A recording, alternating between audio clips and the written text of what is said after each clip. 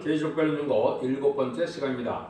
계시록 2장 버가목교를 통하여 힘들과 새 이름에 대해서 변론을 해보도록 하겠습니다. 버가목교를 통해서는 아무리 순교적인 기통을 받았다 해도 불의와 타협하면 제리미지를 영접할 수 없다는 것입니다. 또 왕권의 새 이름을 받아야 제리미지를 영접한다는 말씀입니다. 12절 13절입니다. 버가목교의 사제에게 편지하기를 자외 날성검을 가진 이가 가로되 내가 어디서 사는 것을 내가 아노니 거기는 사단의 의가 있는 데라.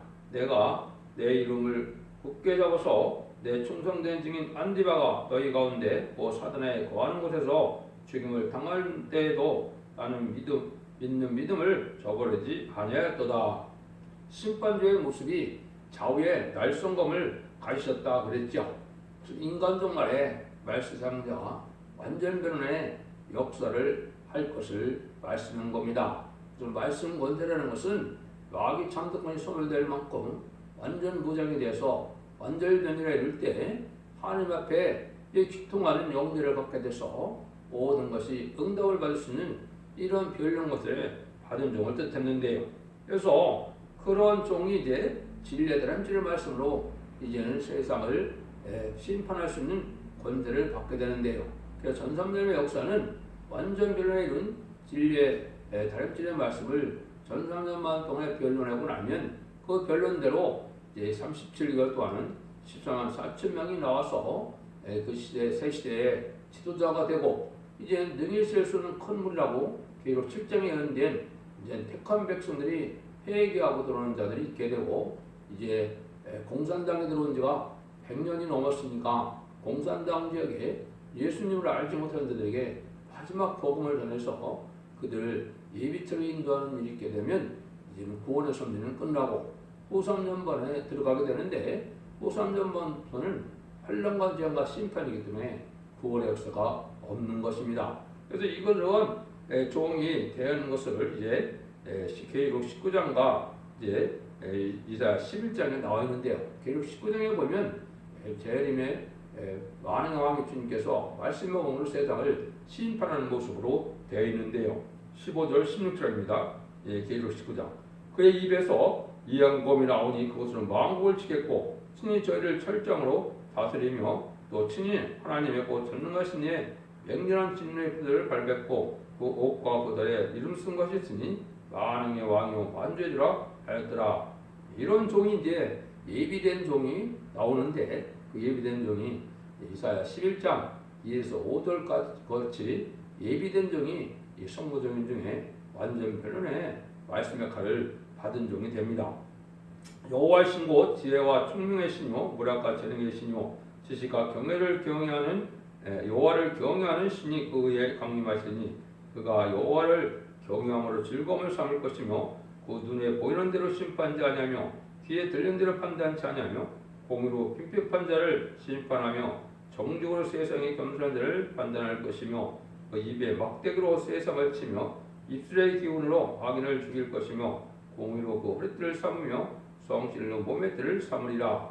이렇게 되어 있죠. 그래서 입술의 막대기로 친다 그랬는데 이것이 바로 말씀 권세 받은 자외 말씀을 가진 이가 가르쳐된 것처럼 그런 변론을 받은 종을 뜻했습니다. 근데 여기서 보면 이제 이 버가목 교회는 이제 순교자 위에 세워진 교회라 이제는 마귀의 세력도 강하고 훌륭한 교회이다 이 말입니다. 그래서 이것은 과거에 그 교회가 세워질 때 아무리 훌륭한 교회고 순교자의 교회더라도 현재 불의하게 타협하면은 이제 하나님의 사랑을 받을 수 없고 제를 영접할 수 없다는 것을 말씀한 것인데요. 이게 훌륭한 교회지만 14절에 보면 그러나 내게 두어 가지 청구할 것이 있나니 거기 내게 발람의 교훈을 지키는 자들이 있도다. 발람이 발락을 가리켜 이스라엘께 올무를 놓아 우상의 제물을 먹게 하였고 또 행음하게 하였습니다. 그래서 이제 여러분이 잘 아는 것처럼 민수기 22장에 발람과 발락과의 관계가 나오지요. 불의한 제물에 다 미나서 이런 엉뚱한 협상으로 나간다면 이 멸망을 당하는 것입니다. 그래서 오히려 이제는 하나님의 참된 백성이 하시는 일을 못하게 하는 이런 범죄를 정하게 했죠. 그래서 우상의 죄를 먹게 하고 또한 행음하게 하는 이런 죄를 저지르고 불의한 죄물 때문에 이것은 참된 하나님의 백성을 저주한다는 말은 말이 되지 않는데 그런 일들을 하는 것은 이게 저주받을 것을 말씀한 것이죠.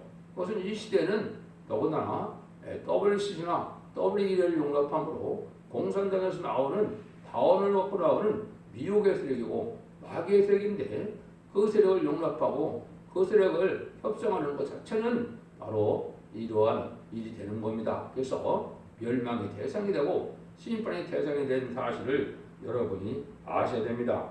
공산당과 타협을 하면 이거는 심판의 대상이고 멸망의 대상이 되는데 한국에 지금 그런 형국이 됐죠. 심판 때가 가까운 증거입니다. 공산당과 협상하고 공산당을 주는 것이 법률 정권과 법률 교권인데 이런 것들이 한국에 마련된 것은 심판 때가 가깝다는 증거를 나타내는 것입니다. 마지막 서광석날 시대가 협상주의 시대가 오면 심판 때는 것을 알려주는 건데요. 그것이 한국에 이제 이런 불원간에 불심판이 내릴 수밖에 없죠.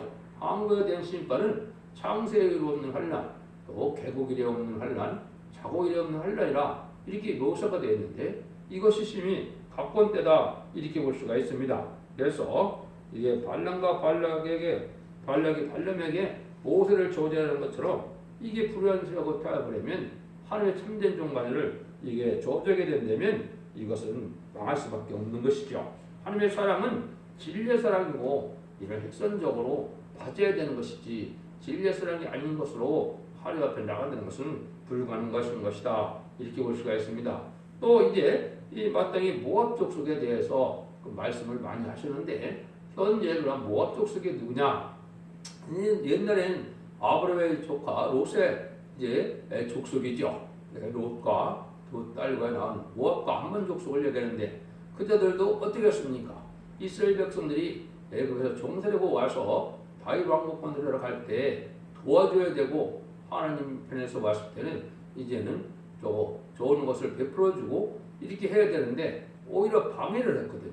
또 행음하게 하고 이렇게 죄를 짓게 만들었거든요.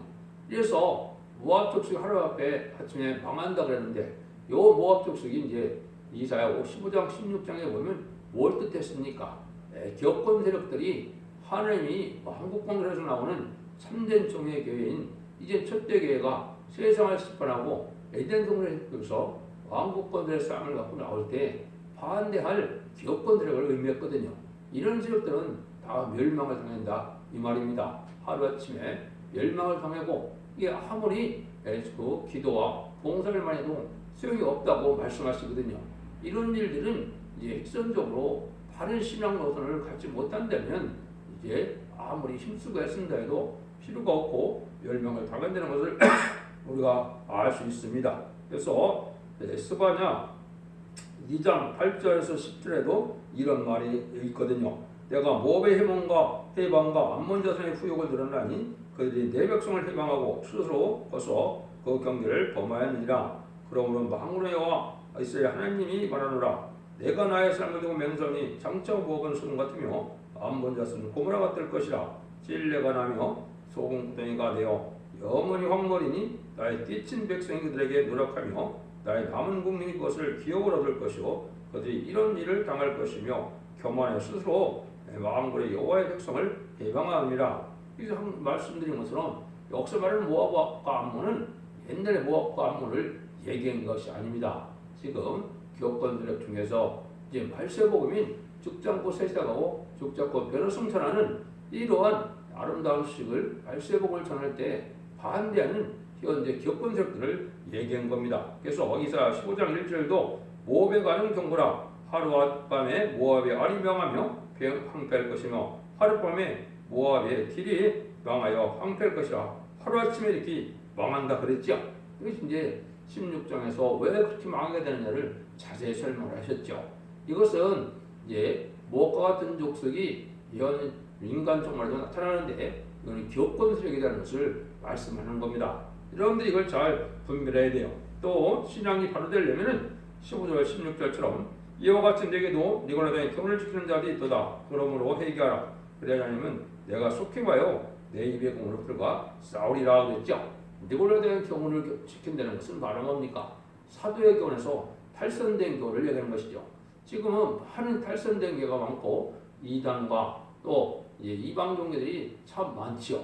이런 것들은 진리에 탈선된다면 주님이 심판을 할 수밖에 없는 때가 오는 겁니다. 지금은 탈선됐더라도 또 이단이라도 다 하나님이 잘 먹고 잘 살게 내비두는 시간이었지만 심판 때가 되면 언제 다 멸망을 당할 것을 말씀한 것이죠. 마치 주님께서 가라지를 먼저 묶어서 불에 태운다는 것처럼 환란이 올 때 다 망하는 때가 오는 겁니다. 여러분들이 신앙을 바로 가져야 될 것을 얘기하는 것이죠. 사도적인 신앙의 것은 죽기까지 남을 살리기 위한 달성되지 아니한 십자가 사랑이 있어야 이게 참된 신앙의 노선이 되겠죠. 그래서 잘못된 이런 달성된 교훈을 받아들인다면 멸망할 수밖에 없고 이것이 인간적으로는 이제 심판의 기준이 되는 예언서계시록의 완전 변론을 할 수 있는 그런 종의 변론대로 심판한다는 사실을 아셔야 됩니다. 그래서 인간적으로의 천선만의 역사를 계시록 11장 1절에서는 지팡이 같은 갈대로 청량한다 이렇게 얘기했고 이제 스가랴 2장 1절에서 2절에는 이제 청량한다 그랬죠. 그래서 청량줄을 잡았다 그랬죠. 스가랴 4장 10절에서는 다름질을 친 종이 나오므로 하나님의 역사 진행될 것을 보여줬고 아모스 7장 7절 8절에 보면 다름질을 온 생에 베푸고 난다면 다시 용서 없는 심판이 받게 될 때 참된 교회를 하더라도 이 진리에서 다름질의 말씀에 받지 않으면 멸망당할 것을 말씀을 한 겁니다. 이것이 바로 1300년 만에 이제 구원의 역사에 마지막 변론의 역사를 말씀한 거거든요. 근데 이제 여기서 중요한 일을 이제 설명하십니다. 그래서 재림들을 영접하려면 어떤 자들이 되어야 되느냐? 17절입니다. 귀 있는 자는 성령의 기도를 가신 말씀을 들을지어다. 이기는 그에게는 내가 감추었던 만나를 주고 더 힘들을 줄 터인데 그 도리에 새 이름을 기록한 것이 있나니 받는 자밖에는 그 이름을 알 사람이 없느니라. 여기 그랬죠. 감추었던 만나를 받을 만한 신앙이 되죠. 이것이 이제 7 금초대의 비밀이라 7별의 비밀로 마지막으로 하나님께서 끝을 맺는 역사를 어떻게 할 것이냐. 이게 첫 대기의 역사인데 스가랴 4장 이름은 순금둥제 제단이 7명의 완전 역사로 금기를 내는 제단이 나올 것을 얘기했죠. 이것이 십자가 사점에 비로성들을 일으키는 제단이 있을 것을 말씀한 것이고 이제는 그러한 비밀을 죽지 않고 새시다가고 죽지 않고 변성천하는 말세고의 비밀이 감췄던 만나가 되는 것입니다. 이것을 먹어야 되는데 이런 만나를 먹으려면 여기에 보니까 흰돌을 준다 그랬죠. 그 돌에 새 이름을 새겨준다. 근데 이것이 이제 14,000명의 변화성도가 되는 방법을 말씀한 겁니다. 이제 이런 과정은 이렇게 되게 되어 있습니다. 다름질을 친 종이 점점문의 변론 역사가 진행되면은 이 변론의 말씀을 듣고 지켜 회개하고 충성과 진실을 다해서 그 하나님을 섬기고 그 왕권에 동참하면 거기에서 인정받은 종들을 이제는 이제 수시로 주님 앞에 기도를 하게 되면 주님이 흰돌을 준다 이 말이죠. 흰돌을 주면 거기에 이름이 새겨진다. 새 이름을 줬다는 뜻인데 왕권을 받았다는 뜻입니다. 그럼 주님께서는 합당한지 아닌지를 하나님께 이제 고하게 되고 하나님이 인정하면 인을 맡게 되면서 새 이름을 줘서 왕권반에 들어가는 것이 14만 4천의 변화성도가 되는 것입니다. 이것이 인간 생활에 아주 가장 귀한 역사라고 볼 수 있는데 그런 일들을 이제 말씀을 여러 군데 했죠. 그래서 이것을 먼저 앞에서 2장 13절에 인의 권세를 받은 종이 인치는 권세 역사를 받을 때 먼저 새 이름을 받고 날 것을 말씀했는데요. 그것이 이제 몇 군데 많이 성경에 예언이 되어 있거든요. 그러면 첫 번째 이사 62장 2절에 보면 선구적인 종이 어떻게 이제는 새 이름을 받느냐. 열방인들의 공의를 열왕인들의 다 내 영광을 볼 것이요 너는 여호와의 이름으로 정하실 새 이름으로 일컬음이 될 것이며 하나님이 선구적인종에 새 이름을 주겠다 그랬죠. 그것은 하나님이 지어준 것이고 인간이 셀 수 없는 것이 바로 새 이름입니다. 이런 것들을 예비되고 준비된 것을 말씀을 했는데 이것이 이사야 45장 4절에도 내가 나의 종 야곱 나의 택한 이스라엘을 위하여 너를 지명하여 불렀나니 너는 나를 알지 못할지라도 너는 내게 칭호를 줬느라. 칭호를 줬다 이렇게 말씀했죠. 하나님이 이렇게 말씀을 해놓고 또 이사야 65장 15절에도 또 너의 끼친 이름은 나의 택한 자의 저주가 될 것이며 주 여호와 내가 너를 죽이고 내 종들은 다른 이름으로 칭하리라. 거짓 선지자들은 다 멸망하지만 하나님이 이렇게 택한 종들에게는 다른 이름으로 칭한다. 새 이름을 준다는 말씀을 하셨죠. 그래서 여기서는 말씀한 것처럼 이제 그 이름을 받는 것이 시장 4천명에 들어가는 왕권의 이름이라는 사실을 알려줬죠. 이것이 이제 근본으로 성도적인 종이 있을 것을 말씀한 것이 계시록 19장 12절입니다. 그 눈이 불꽃 같고 그 머리에 많은 면류관이 있고 또 이름 쓴 것이 하나가 있으니 그 자기밖에 아는 자가 없고 그랬죠. 많은 왕 예수님이 왜 오십니까? 상급을 들어오니까 많은 면류관이 있다 그랬죠. 그런데 이름 쓴 것은 하나가 있다 그랬죠. 그래서 먼저 성도적인 종이 새 이름을 갖고 세계 동의 권세 역사로 나타날 것을 보여줬는데요. 그래서 많은 면류관이 있다는 것은 시장 4천명의 줄 면류관을 갖고 오시겠죠. 이것이 예언된 일이다 이렇게 볼 수가 있거든요. 그래서 이러한 역사가 있을 것을 여기 말씀해서 이제 새 이름을 받는 사람들은 계시록 7장 2절 3절 4절처럼 하나님의 인을 맞아서 시장 4천명의 변화성도의 편혈을 이루게 될 것을 말씀한 것이죠. 그래서 새 이름이라는 것은 반드시 받아서 이제는 14장 4점의 변화성도의 왕권반열에 들어가야 제대를 영접할 수 있다는 사실을 우리가 알아야 됩니다. 그래서 여기에는 중요한 비밀을 우리에게 알려주셨다 이렇게 볼 수가 있죠. 그래서 이제 완전 성례를 받은 자로서 승리의 판에 들어갈 자를 얘기했고 이 자들은 이제 그리스도와 더불어 1000년 동안 왕노릇 한다고 계시록 20장 4절에 예언을 하셨죠. 그 말씀을 되어질 그런 변화성도 판결을 느낄 것을 말씀한 것입니다. 그래서 하나님 앞에 이렇게 영광을 돌리려면은 주님께 인정을 받고 하나님께 인정을 받고 성령님의 또 7령의 마지막 역사를 받는 것인데 지금까지 성령은 마음의 인침을 받음으로 이제는 어떻게 됐습니까? 만민에게 보여주는 성령으로 예수 그리스도의 보혈을 믿고 부활 승천하신 예수님이 성령을 보여주는 걸 믿으면 이제 백성이 되는 천국의 시민권이 되는 그러한 일을 맞은 것이죠. 근데 인간 영혼은 남종과 여종에게 인치는 역사가 나타나는데 이마에 인친다 그랬죠. 그래서 아버지의 소유가 된다 그랬거든요. 그래서 예수님의 그 대언이 들어받는 이제 마음의 보여주는 성령은 예수님의 백성이 예수님의 속한 자가 되고 하나님의 인을 맞아서 이마 임하는 자는 하나님의 속한 자가 된다. 이게 말세상을 듣는데 계시록 14장 1절에 보면 아버지의 이름이 있다 그랬거든요. 그것이 바로 인맞은 자들을 말씀한 겁니다.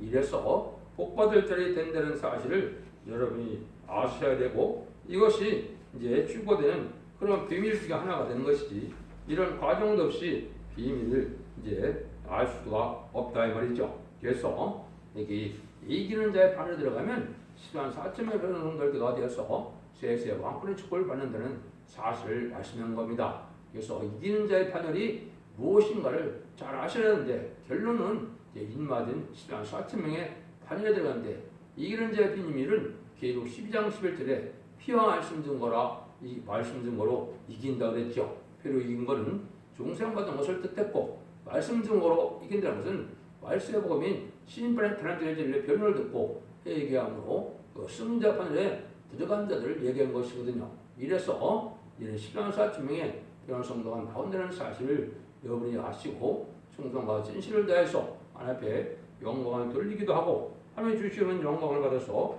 자수만대의 축복을 누리는 복된 종들과 성령들이 다 되시기를 예수님으로 간절히 축원드립니다. 아멘.